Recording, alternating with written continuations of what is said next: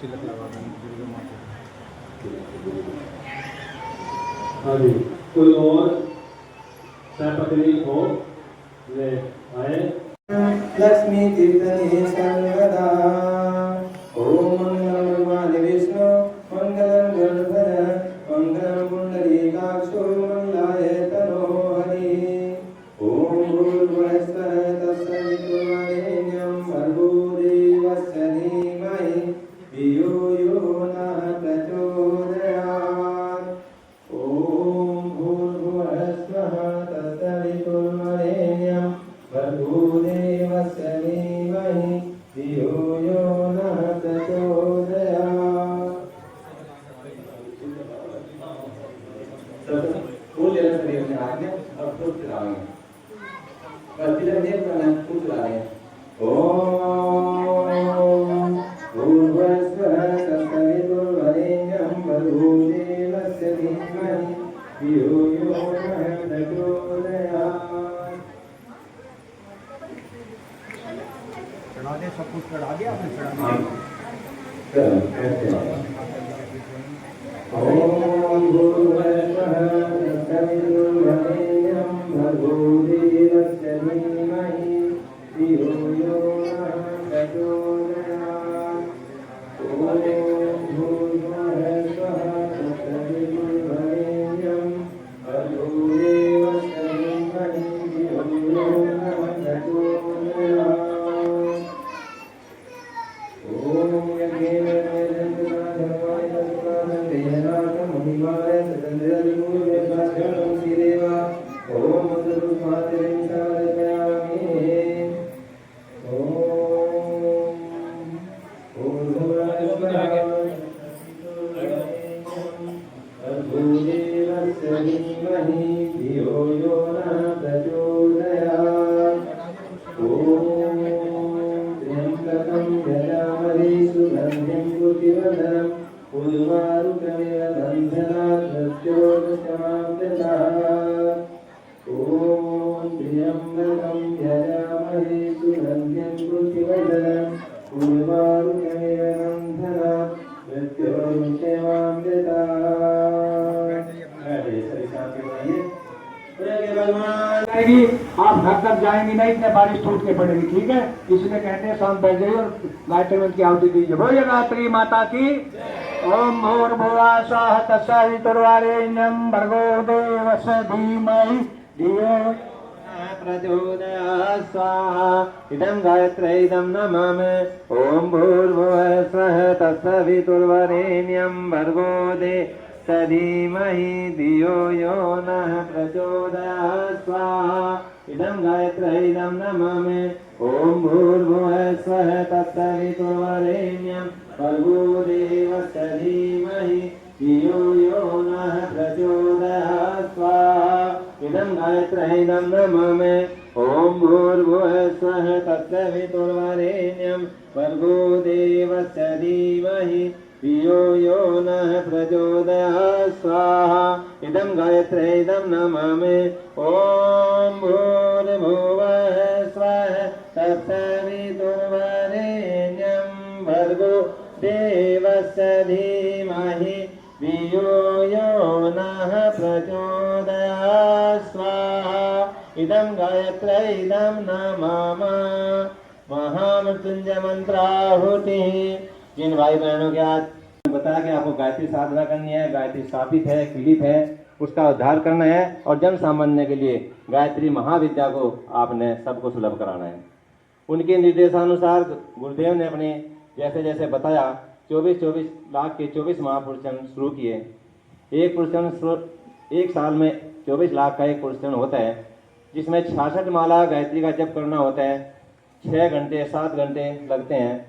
इसी बीच में गुरुदेव ने 3250 पुस्तकें का क्रांतिक कार्य लेखन किया, जिसमें दुनिया की प्रत्येक समस्या किसी भी प्रकार की हो, प्रत्येक समस्या का समाधान छिपा पड़ा है। और इतना ही नहीं कि हम कौन सी समाधान के लिए कौन सी पुस्तकें देखें। आश्चर्य बात तो यह है कि हमारे हाथ में उनकी जो भी किताब आ जाती हैं और जहाँ से भी खोल लेते हैं, ऐसा लगता है कि मेरी समस्या यही है, इसी पेज में मुझे तो मिल गया अपनी समस्या का समाधान। ये बड़ी आश्चर्यजनक बात है। तो गुरुदेव साधना कर रहे थे, बड़ी घोर साधना तपस्या, कितनी कठिन तपस्या कि एक काली गाय होती थी, माता जी उनको जौ खिलाती थी। जौ जब गोबर में से निकलते थे उनको धो करके सुखा करके पीस करके रोटी बनाई जाती थी, और एक रोटी गुरुदेव उसी गाय के मट्ठे के साथ में 24 घंटे में एक समय में एक रोटी और एक गिलास मट्ठे खा लेते थे। इस तरह 24 साल तक जीवन किया, घोर तपस्या की और गायत्री माता को सिद्ध किया और पूरा ऐलान कर दिया कि अब से गायत्री सबके लिए सुलभ है, ये सबके लिए फलदायी है। उससे पहले बहुत सारे प्रतिबंध रहे, माताओं को बहनों को गायत्री नहीं जप करना चाहिए, बच्चों को गायत्री साधना नहीं कर सकते, बुजुर्ग गायत्री साधना नहीं कर सकते, केवल ब्राह्मण की काम देन होता है, गायत्री ब्राह्मण की काम देन है, केवल ब्राह्मण ही गायत्री साधना कर सकते हैं। गुरुदेव ने अपने दादा गुरु के निर्देश पर सबके लिए गायत्री को सुलभ कराया, सामुक्त किया और कह दिया सबके कि अब सबके लिए सुलभ है, गायत्री महाविद्या है, इससे जन आंदोलन के में से जुड़ना पड़ेगा और तभी न सतयुग की वापसी संभव है। गुरुदेव ने एक सपना संजो दिया, बता दिया सबको कि धरती पर स्वर्ग की वापसी सुनिश्चित है, मनुष्य में देवत्व का उदय होगा, ये भी सुनिश्चित है। केवल हमें और आपको तो भागीदारी करके श्रेय और पुण्य के भागीदार बनना है। योजनाएं देवताओं की योजनाएं है, भगवान की योजना है, ये होकर रहेगी। कोई इसमें साथ लगेगा तो भी होगी, नहीं साथ लगेगा तो भी होगी। ऐसा समय बहुत कम बार आया, रामचंद्र जी के समय में समय आया, कृष्ण जी के समय में ऐसा समय आया जब बहुत सारे लोग उनके सहयोगी बने, पुण्य के सहभाग फलदायी उनके साथ में पुण्य के भागीदार बने। जो लोग देखते रह गए, मैं चूक के उस मौके को पछता कि हम भी कृष्ण जी के समय में पैदा होते, हम भी बाल बाल बनते हैं, उनके साथ खेलते, उनके साथ मिलने का हमें सौभाग्य मिलता। ऐसा समय देश की आज़ादी के समय में आया था, बहुत सारे लोग झंडा लेकर के अंग्रेजों के खिलाफ खड़े हुए थे और बहुत सारे संपन्न लोग कहते हैं अंग्रेजी अपने आप तो छिता गए लेकिन हमें भी पिटवा होगा। अब यहाँ अंग्रेजी जो है पुलिस आएगी और हम यहाँ गाँव में उन्हें सब पे मार पिटाई करेगी। लेकिन जो लोग उस आंदोलन में साथ लगे वे स्वतंत्रता सेनानी कहलाए, उनका सम्मान हुआ देश आज़ाद होने के बाद में। और जो नहीं रहे थे मैं देखते रह गए, यहाँ गाँव में जब एक आदमी खड़ा हुआ था उसका सम्मान हुआ और उसको सरकार बनने के बाद में पेंशन बनाई गई, उसका सब कुछ तब पता चला कि भाई हमें 20 के साथ लगना चाहिए था। तो ऐसा ही समय आज भी है कि हमें गुरुदेव की योजना में सहभागिता करनी है और थोड़ी सहभागिता को ज़्यादा नहीं है। अब डिटेल में बातें बताने में थोड़ा समय लगेगा। मैं अपने हमारे आदरणीय चोली नायक और उपजोन हमारा नजीबाबाद के प्रभारी श्री पूरा सिंह चौहान जी हमारे बीच में हैं, वह हमें डिटेल में सारी बात समझाएंगे। तो उससे पहले मेघराज से निवेदन करते हैं कि भाई साहब का स्वागत करें।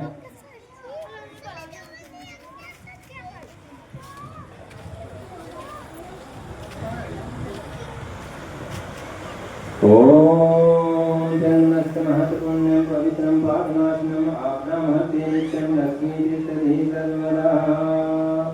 ओम सर्वमंगलमांगल्ये शिवे सर्वार्थसाधिके शरण्ये त्र्यंबके गौरी नारायणी नमोस्तुते। ओम भूर्भुवः स्वः तत्सवितुर्वरेण्यं भर्गो देवस्य धीमहि धियो यो नः प्रचोदयात्। ओम भूर्भुवः स्वः तत्सवितुर्वरेण्यं भर्गो देवस्य धीमहि धियो यो नः प्रचोदयात्। भाई साहब जोर से जय घोष लगाएं, अभी आवाज धीरे धीरे भाई बहन बैठे हैं, इतनी जोर से जय घोष लगाएं कि आपकी आवाज कहाँ पहुँच जानी चाहिए, हमारे देश की सीमाओं के पार पहुँच जानी चाहिए, जहाँ पूरे विश्व समुदाय को मालूम हो जाए कि आज पुनः भारत की देविया भारत माता की जय बोल रही है। चाहे ना आप उठाए सभी भाई बहन और जोर से जय बोल लगाए। बोलिए भारत माता की, शंकर भगवान की, मैया की, गौ माता की, सत्य सनातन धर्म की, भारतीय संस्कृति की। तीनों जमा करते रहते हैं, एक बार 3 बार और जय घोष लगाएं। किसका? बोले गायत्री माता की, परम पूज्य गुरुदेव की।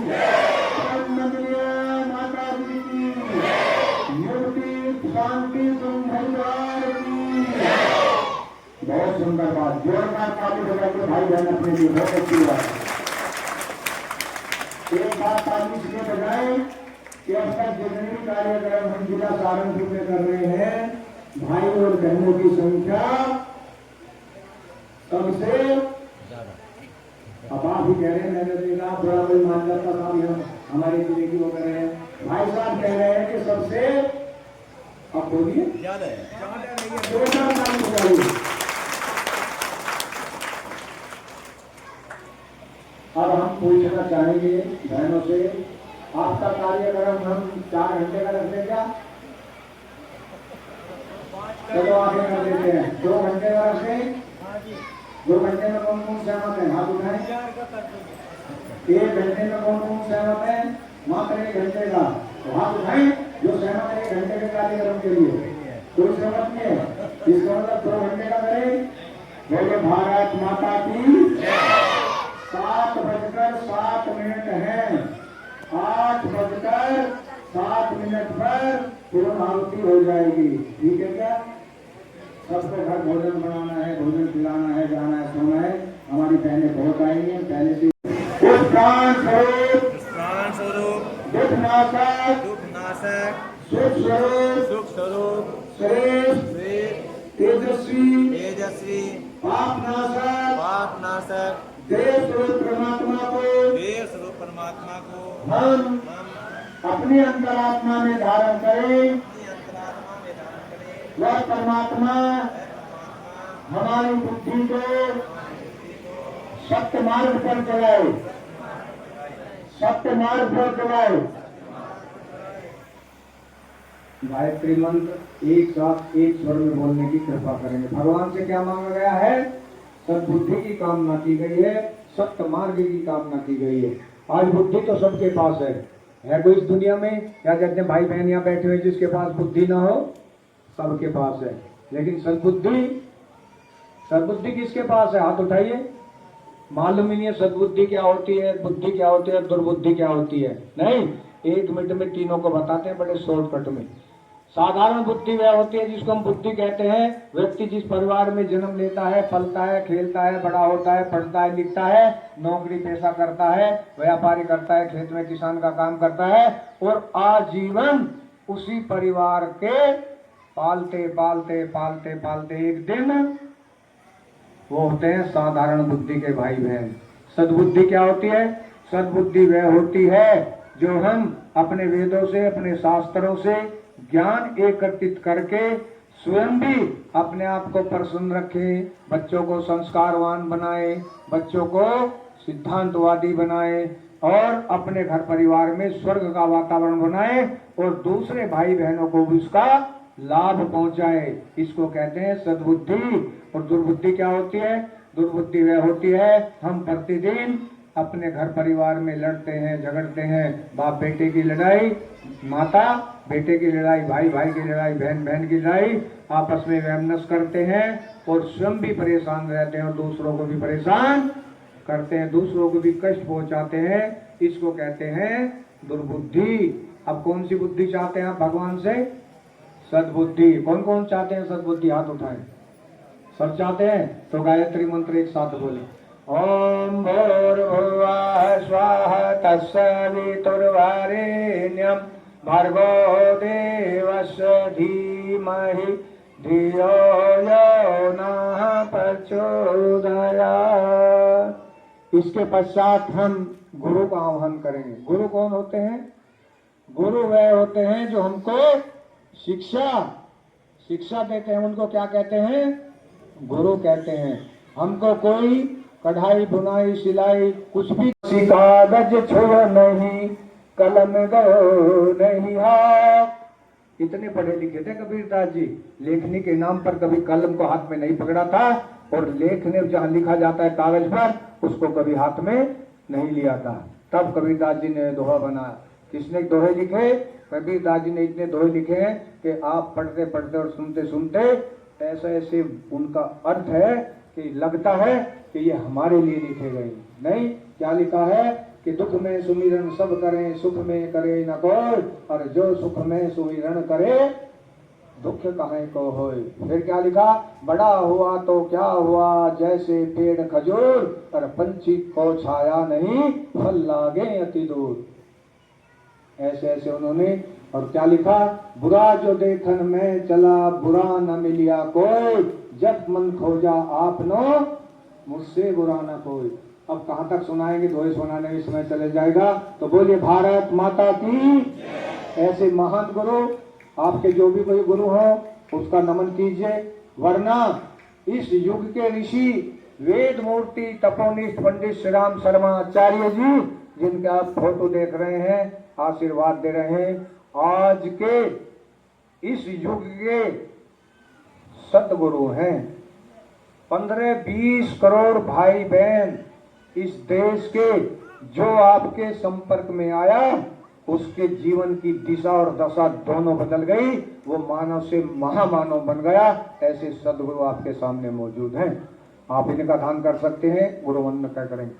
ओम अखंड मंडलाकारं व्याप्तं येन चराचरं तत्पदं दर्शितं येन तस्मै श्री गुरुवे नमः। परम पूज्य गुरुदेव परम वंदनीय माता जी के सूक्ष्म संरक्षण में इस ग्राम के आत्मीय भाइयों बहनों बच्चों और अपने गायत्री परिवार के भिन्न भिन्न स्थानों से आए आत्मीय बंधुओं, पूज्य गुरुदेव के वो सदवीरों कि जिन्होंने समय समय पर भगवान के काम में सहयोग किया है। अब आपको बताएं, ये जो ज्योति कलश है, आपके सामने ज्योति कलश रथ देख रहे हैं, ये पूरे भारतवर्ष के कोने कोने में कोई भी ग्राम, कोई भी शहर, कोई भी कस्बा इनसे अछूता नहीं रहा है। आज से 2 वर्ष पूरे भारत के कोने कोने में पहुंच रहे हैं। आपके इस जिला सहारनपुर में भी लगभग पिछले 20-21 दिन से भ्रमण कर रहा है। इससे पिछला जिला बिजनौर पड़ता है, वहां 1 महीने भ्रमण किया है। उद्देश्य क्या है इसका, मकसद क्या है? एक ही उद्देश्य है इसका कि मनुष्य में देवत्व और धरती पर स्वर्ग कैसे आ सकता है। ऐसे आएगा कि जैसे अपना पहले सतयुग होता था। नहीं, सतयुग में क्या होता था, भाई भाई से प्यार करता था, बहन बहन से प्यार करती थी, पड़ोसी पड़ोसी से प्यार करता था, सब मिलजुल कर रहते थे। और आज पहले भाई भाई का सहयोग करता था। आपने देखा होगा ना, इतने बड़े राज के मालिक जब भगवान श्री राम को मिला और तब उन्होंने छोटे भाई भरत को दिया और दोनों भाई गेंद की तरह एक दूसरे पर उछालते रहे, राज्य तुम करोगे भैया, राज तुम करोगे। लेकिन आज समय ने करवट ली है तो भाई भाई के लिए जान देता था। और आज क्या हो रहा है मालूम है, भाई भाई के खून का प्यासा है। एक पुत्र पिता की हत्या कर रहा है, एक पुत्र माता की हत्या कर रहा है, एक भाई भाई की हत्या कर रहा है। क्या हो गया, इससे भी बढ़कर हो गया है कि एक पत्नी पति का कत्ल कर रही है। एक पति पत्नी का और अधिक बताने की आवश्यकता नहीं है। हमारी ये संस्कृति, ऋषि परंपरा नहीं थी। ये कहां से आ गई, कहां से आई है, सबको मालूम है। क्योंकि पहले रावण कितने थे, कितने रावण थे, एक। जब उसको मार दिया गया भगवान राम के द्वारा तो उसमें से इतने रावण निकले कि वो एक एक घर के हिस्से में जितने भाई सदस्य हैं उससे भी 2-2, 4-4 फालतू हिस्से में आ गए। कौन से रावण, जानते हो उसको क्या कहते हैं, क्या कहते हैं इसको, मोबाइल, और दूसरी भाषा में कहते हैं रावण। रावण माने कुविचार। आज इस मोबाइल ने हमारी भारतीय संस्कृति को विलुप्त करता जा रहा है। पाश्चात्य संस्कृति हमारे बच्चों के ऊपर इतनी हावी होती चली जा रही है कि आज हमारे बच्चे, जो युवा पीढ़ी है, वो संस्कार विहीन हो गई। एक परिवार में अगर 8 सदस्य हैं तो ये मोबाइल कितने मिलते हैं, कितने, सही बोल रही हैं आप। कम से कम 10, 12, 14 एक व्यक्ति के हिस्से में एक से भी ज्यादा नहीं। और क्या करते हैं, 24 घंटे में से 16 घंटे, कितने घंटे, 16 घंटे 24 घंटे में से, चाहे हमारी कोई माता बुजुर्ग है 90 साल की, कम दिखता है, हाथ हलते हैं, कोई बुजुर्ग भाई है 100 साल का, दिखता नहीं है, चलने में दिक्कत होती है, फिर भी 24 घंटे में से 16 घंटे मोबाइल पर टच मार रहे। क्या परिणाम निकल रहा है इसका मालूम है आपको? अभी एक पेपर में खबर थी, एक 12 साल के बच्चे ने, जो पढ़ता था 8वीं क्लास में पढ़ता था, उसकी मम्मी ने मोबाइल देखने से रोका, मोबाइल ले लिया उससे। बच्चे ने क्या किया है मालूम है आपको? चाकू उठाकर अपनी मम्मी का गला काट दिया। 14 साल के बच्चे ने, जब माँ बाप ने उसको मोबाइल के लिए डांटा, उसके अध्यापक टीचर ने डांटा, तो घर आकर फांसी के फंदे पर झूल रहा। आपकी हिम्मत नहीं है कि आप अपने बच्चों को मोबाइल देखने के लिए डांट सके। उससे भी आगे बढ़ जाइए। एक 2 माह का बच्चा होता है, मालूम है 2 माह का बच्चा सबको मालूम है ना कितना बड़ा होता है? उसको क्या पता होता है? जब वो दूध नहीं पीता है ना, तो उसकी मम्मी क्या करती है मालूम है आप सबको? मालूम है, बहने कुछ हंस रही है कि साथ बता देंगे तो पोल फट जाएगी। नहीं, उसकी मम्मी इस रावण को हाथ में उठाती है और उस पर कार्टून चलाती है और तकिए का सहारा लगाती है और बच्चे के सामने ऐसे रख देती है।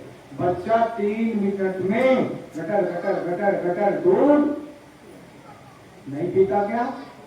मम्मी का भी फंदा छूट गया, पी के सो जाएगा, पिलाना नहीं पड़ेगा। आपको मालूम है कि उस बच्चे को मालूम है का मोबाइल का, मालूम है उसको मोबाइल मांगा उसने, लेकिन क्यों दिया उसको दूध देखकर? ऐसे किया। आप सबको मालूम है, जब अभिमन्यु ने अपनी माता सुभद्रा के गर्भ में ही चक्रव्यूह की विद्या सीखी, सीखी या नहीं सीखी?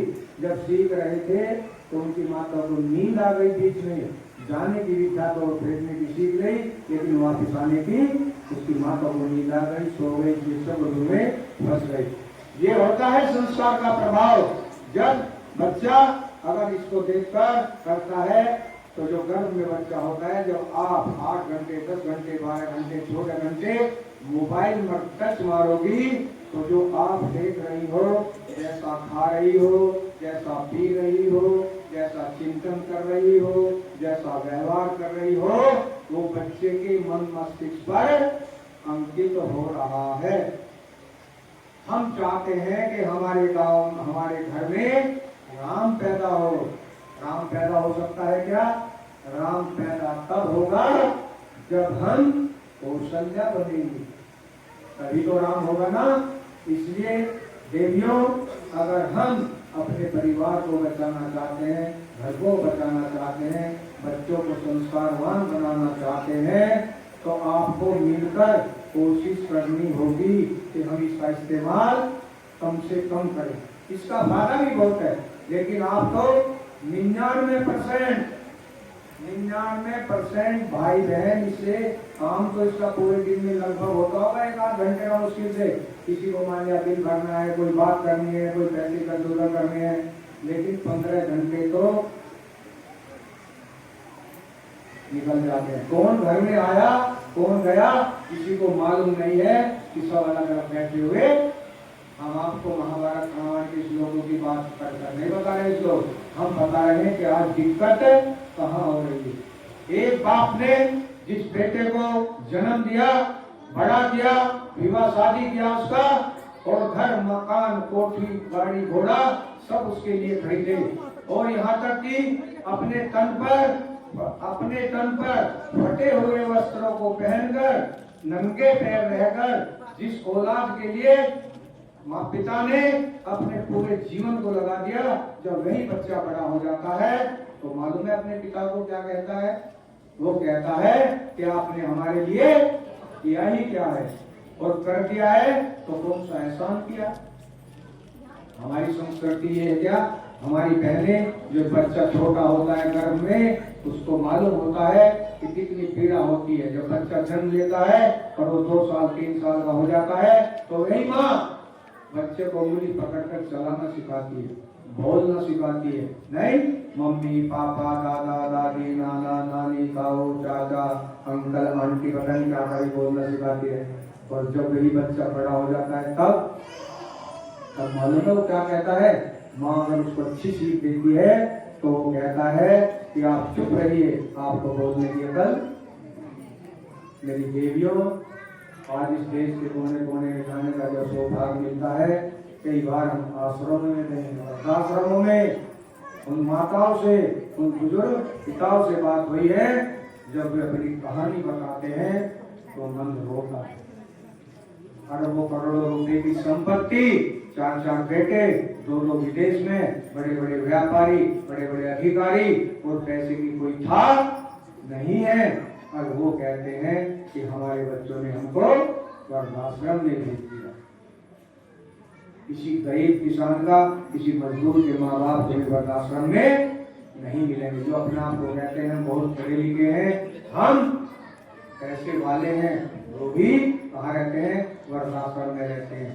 तो मेरी बेटियों, मेरे भाइयों, मेरी बहनों, अगर हमको अपने परिवार को बचाना है तो हमें संस्कार की परंपरा लागू करनी पड़ेगी। कौन से संस्कार होते हैं, हम जानते नहीं है संस्कार क्या होते हैं। व्यास ऋषि ने 40 संस्कारों की परंपरा चलाई, घटते घटते 25 रह गए, 25 में से 16 रह गए, और 16 में से मात्र 12 संस्कार रह गए। हम 12 संस्कार को भी विषय कोई नहीं जानता है। आज खुशी का कारण है कि आज, अब क्या कहे, गांव का तो बहुत मालूम नहीं, लेकिन आप बड़े बड़े शहरों में चले जाइए, कॉलेजों में चले जाइए, और जो आप युवाओं को वहां देखेंगे तो आपको नीचे निगाह करके निकलना पड़ेगा। ये हमारी संस्कृति है क्या? आज हम संस्कार परंपरा को भूल रहे हैं। हम एक संस्कार मनाते हैं सबसे ज्यादा बच्चों का। कौन सा संस्कार मनाते हैं? बच्चों का हम क्या मनाते हैं? जन्मदिन। धीरे से बोल रही है, सब मनाते हैं। अगर आप नहीं मनाएंगे तो बच्चा वगैरह मनाए रहने वाला वो कहेगा कि एक जरूर कटेगा, तभी जन्मदिन बनेगा। अब कैसे मनाते हैं?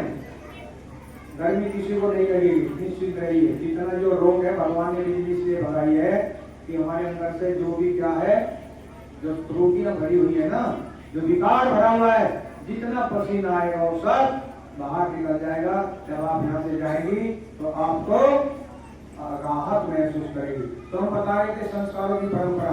अब हम जन्मदिन कैसे मनाते हैं वो भी मालूम है कैसे मनाते हैं? सब बेटियां स्कूल में पढ़ते हैं तो सबको है, आप भी मनाती हैं। आप सोचते हैं कि शायद हम गलत ना बता दें। सबसे पहले हम एक बड़ा सा क्या लाते हैं, बोलिए जोर से, क्या लाते हैं? केक। और उस पर क्या लिखते हैं? Happy birthday to you. और क्या लिखते हैं? बच्चे का नाम लिखते हैं। और फिर उसके पास में क्या जलाते हैं? मोमबत्ती। और फिर उन मोमबत्तियों को क्या करते हैं? बच्चे से बुझवाते हैं। नहीं, और केक पर जब नाम लिखा जाता है, हैप्पी बर्थडे लिखते हैं, बच्चे के हाथ में हम क्या देते हैं? चाकू। हम तो सोच रहे थे कुछ तलवार देते होंगे, आप तो सब बहुत ज्ञानी बैठी है, सब जानती है। चाकू देते हैं। फिर क्या करते हैं? उस बच्चे के हाथ से केक कटवा कटवा कर सबको खिलाते हैं ना। मेरी देवियों, इससे बड़ा अपशगुन नहीं होता। किसी सुनिए, आराम से बैठ जाइए, बच्चों गर्मी लग रही है तो हवा कर दीजिए। अगर किसी व्यक्ति का पुतला बनाकर कूड़े कबाड़ का आग के हवाले कर दिया जाए तो शगुन होगा या अपशगुन होगा? अपशगुन होगा ना। और हम उस बच्चे के नाम को काट काट कर चुप्पू से सबको खिला रहे हैं। आपको मालूम है इसका मतलब क्या है? ये सबसे घृणित कृत्य है। ये पाश्चात्य संस्कृति हमको अंग्रेजों ने सिखाई। अंग्रेज चाहते थे कि भारतीयों के नाम कभी भी इतिहास में अमर न होने पाए, इनको नहीं समाप्त कर दिया जाए। मोमबत्ती इसलिए बुझवाते थे वो कि भारतीयों के जीवन में कभी भी प्रकाश न आने पाए, हमेशा ये अज्ञानी बने रहे, इसलिए उनके जीवन में हमेशा अंधेरा रहे, इसलिए मोमबत्ती को वो बुझवाते थे।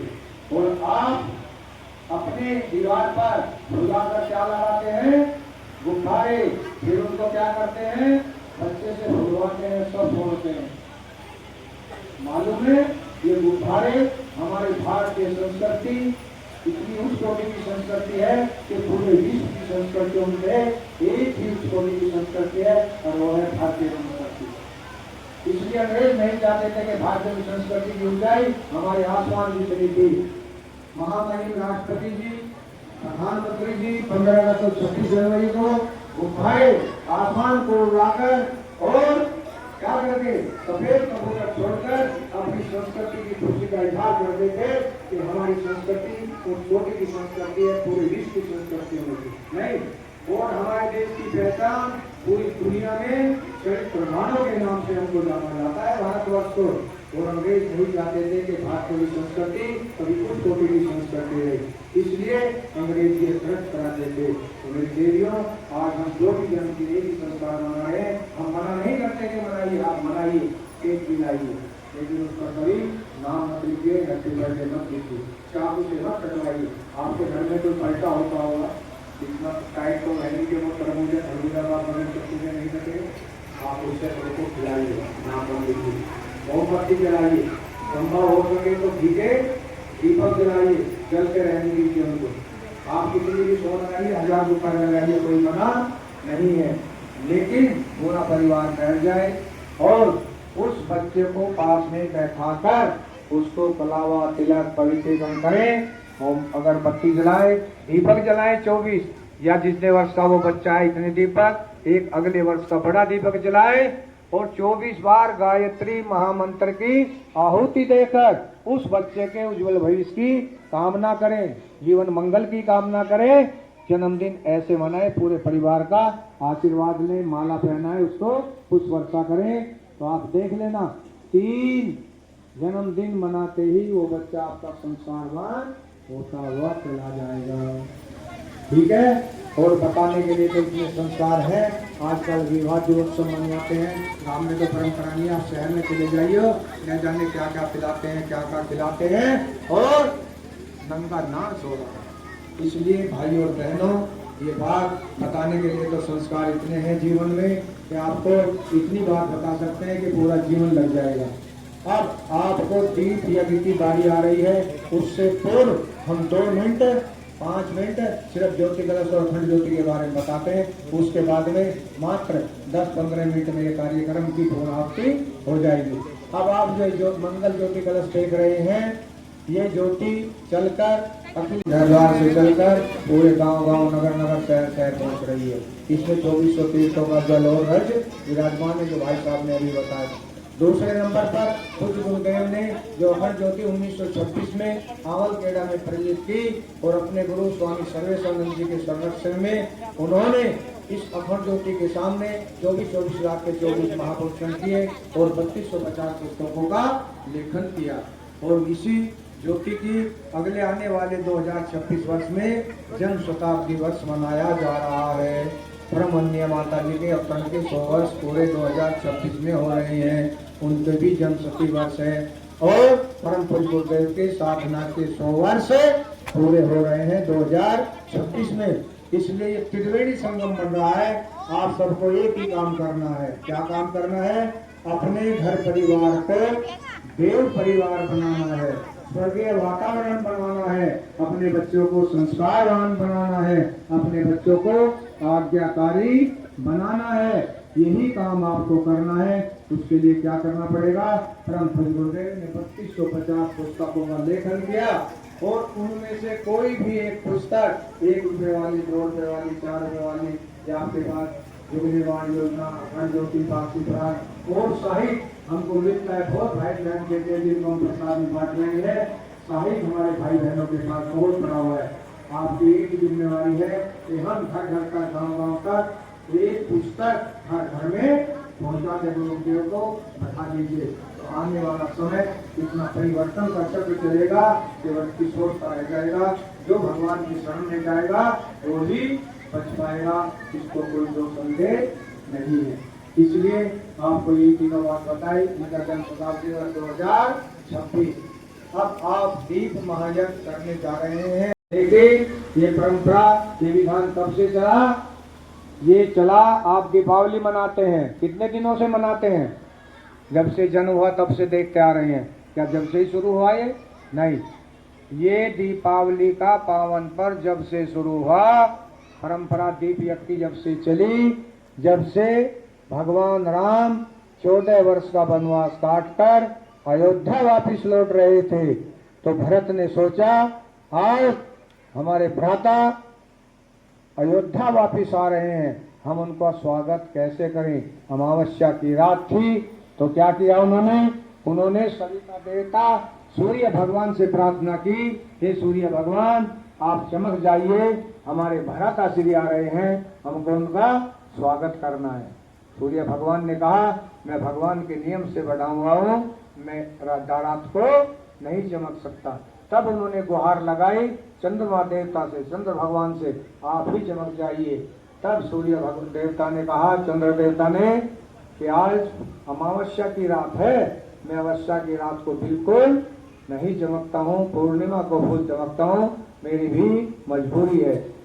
हताश होकर भरत जी धरती माता पर लौट गए।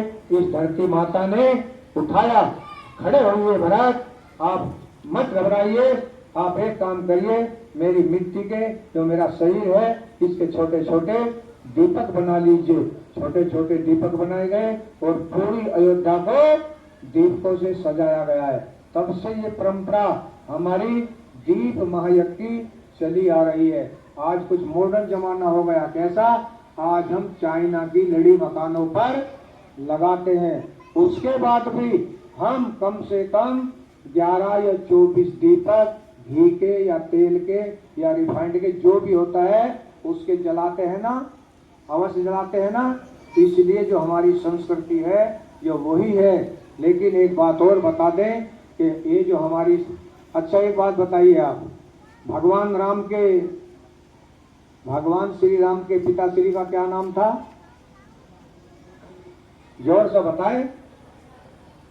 राजा दशरथ। बहुत सुंदर बात है, जोरदार ताली बजाइए। मालूम पड़ा सबको क्या बताया गया है? राजा दशरथ। और माता सीता के पति श्री का क्या नाम था? क्या नाम था? राजा, सब जानते हैं ना? जोरदार ताली बजाइए।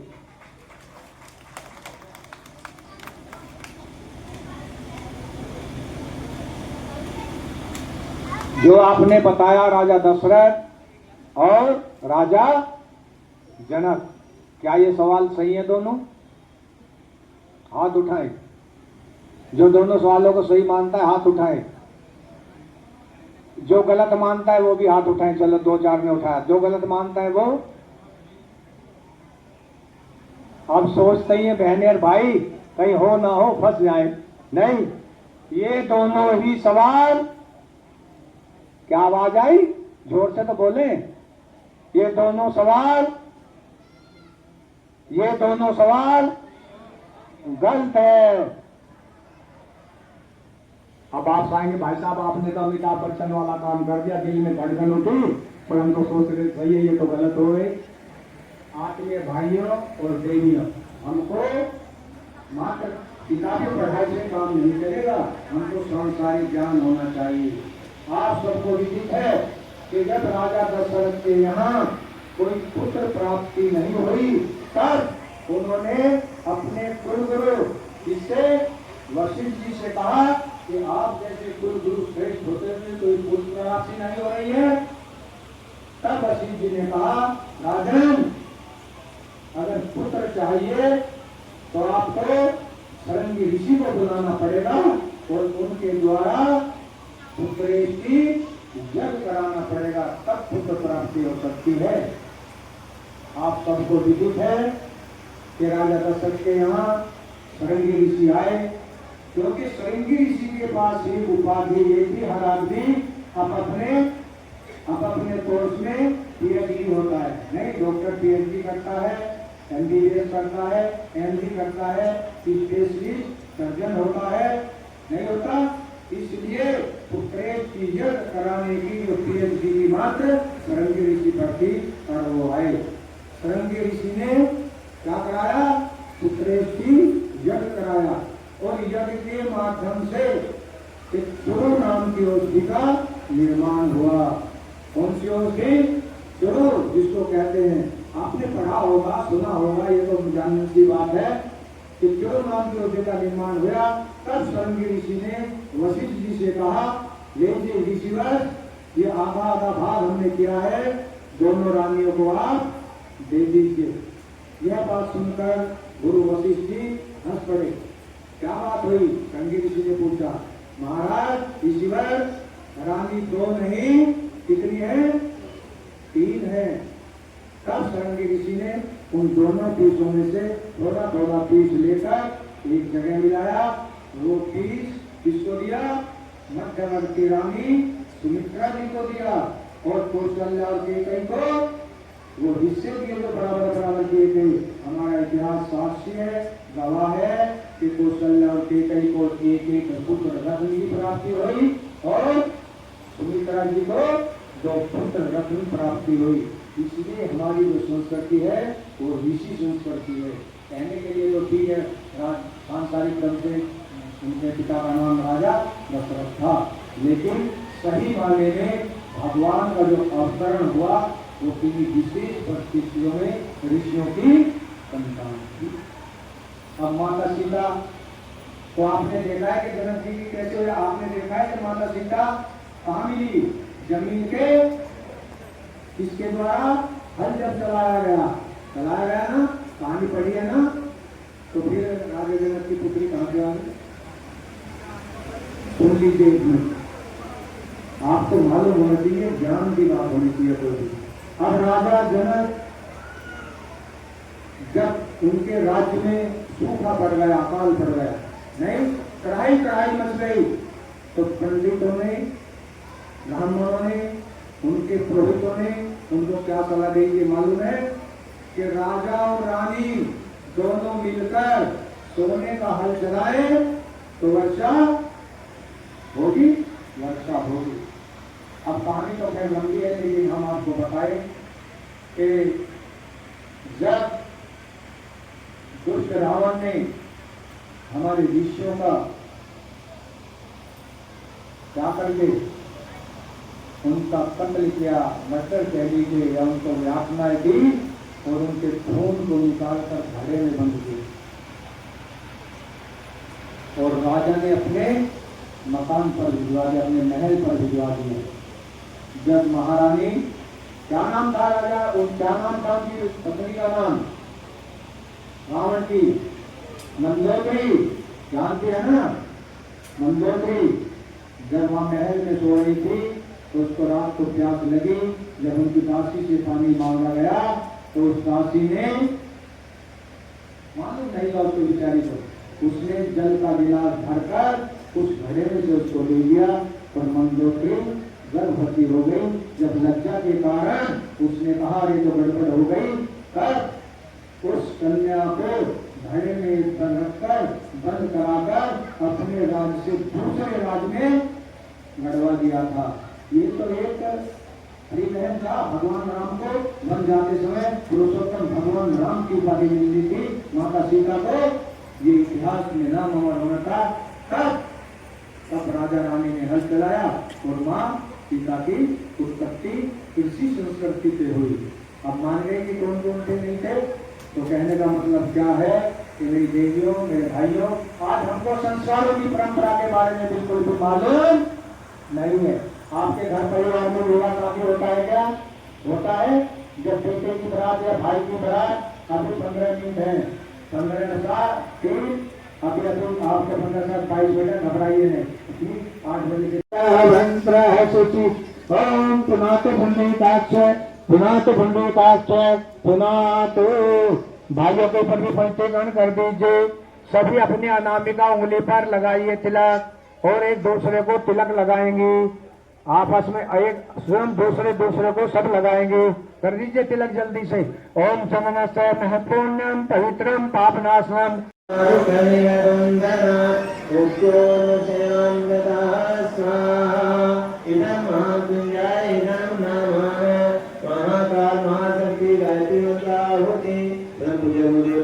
माता जी के लिए समर्पित करें। ओम प्रज्ञाय विद्महे महाकालाय धीमहि तन्नो श्रीराम प्रचोदयात्।